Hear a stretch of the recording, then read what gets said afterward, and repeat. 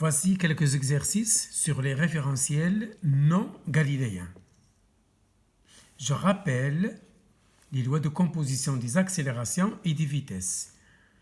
L'accélération absolue égale l'accélération relative plus l'accélération de Coriolis plus l'accélération d'entraînement. Vous avez déjà vu ça en cinématique du point matériel. La vitesse absolue d'un point M égale la vitesse relative plus la vitesse d'entraînement. Ça y est. Et je commence par l'exercice 1.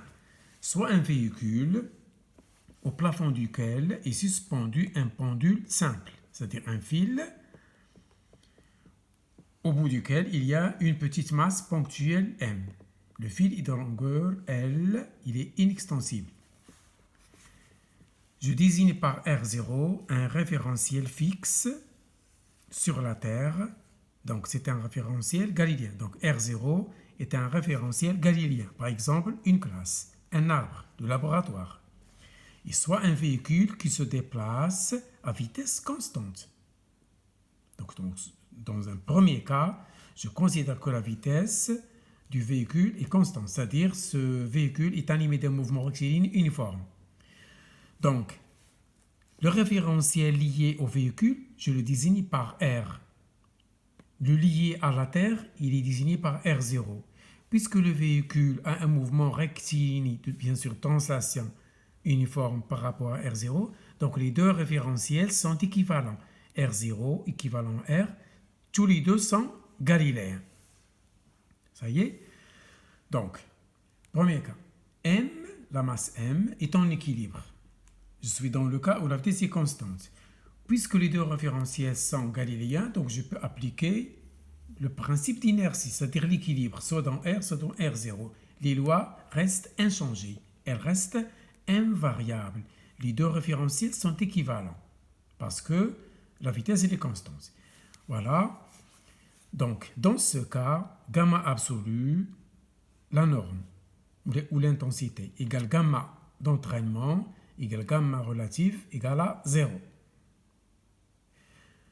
Car, d'après la loi que je viens de rappeler, toutes les accélérations sont nulles parce que la vitesse, elle est constante. De même, la vitesse absolue est égale à la vitesse relative qui est nulle, plus la vitesse d'entraînement. Donc, la vitesse absolue égale la vitesse d'entraînement égale une constante. Ça y est? Donc, c'est un cas qui n'est pas très intéressant. Il est simple, puisque tout ce qui se passe dans R se passe de la même manière en R0. Parce que le R est en translation rectiligne uniforme par rapport à R0. Donc, ils sont équivalents. Deuxième cas. Maintenant, c'est le cas le plus important. Le véhicule accélère. Il n'est plus en translation rectiligne uniforme. Donc, il a une accélération que je note gamma 0. Cette accélération, c'est l'observateur qui est en R0 qui la voit. Donc, que fait le fil? Il dévie dans le sens contraire du mouvement. Donc, il fait un angle alpha avec la verticale. Le R ici, il n'est pas galiléen. On vous demande alpha d'inclinaison. C'est ça la question. Cherchez alpha d'inclinaison dans ce cas. Donc, le référentiel R n'est pas galiléen. Donc, comment je vais appliquer la RFD, la relation fondamentale de la dynamique, dans un référentiel qui n'est pas galiléen parce qu'il est en accélération par rapport à R0 qui est toujours galiléen. Il est fixe, il est lié à la Terre. Voilà. R est non galiléen parce que la vitesse est une constante. Donc, il n'y a pas, c'est la logique, non translation rectiligne uniforme par rapport à RG. Ce symbole, ça signifie non. Il y a absence de cette condition. D'où la RFD, dans le référentiel non galiléen, s'écrit la somme de toutes les forces plus F d'entraînement plus F de Coriolis égale M gamma relatif. Donc, s'il n'est pas galiléen, il faut procéder comme ça. Avec ce F, c'est toutes les forces extérieures. Donc, c'est le poids et la tension. Et puisque gamma R est nul, donc, je mets 0. Pourquoi gamma R est nul? Parce que la vitesse relative, elle est constante. Puisqu'elle est constante, sa dérivée est nulle. Donc, voici la RFD dans R, qui n'est pas galiléen. Ça y est? Et je continue.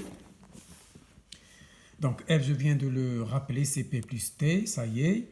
FE, par définition, c'est moins M gamma E. gamma E est égal à gamma 0. Il n'y a pas de Coriolis parce qu'il n'y a pas de rotation. Gamma relative est nulle puisque la vitesse relative, elle est nulle ou elle est constante. F de Coriolis, elle est nulle puisqu'il n'y a pas de rotation. Il n'y a même pas de vitesse relative. Donc seul reste P plus T égale M gamma 0. Et gamma 0, c'est gamma d'entraînement. C'est aussi gamma absolu. Ça y est? Voici un schéma. Donc voilà, la RFD se réduit à cette écriture. Vous voyez? Voilà le schéma à l'intérieur du véhicule. On nous demande ce alpha. Ça y est, je prends cette figure, je calcule tangente. Tangente alpha, c'est FE. C'est FE. Si je prolonge cette verticale, cette ligne oblique, c'est-à-dire le fil, je retrouve alpha ici. Donc j'ai un triangle où ce côté c'est FE. Ça y est, tangente alpha c'est FE sur MG. FE c'est M gamma 0 sur MG. Et je tire mon angle alpha. Voilà, j'ai déterminé l'inclinaison du pendule simple dans le véhicule, sachant que le repère lié au véhicule n'est pas galiléen.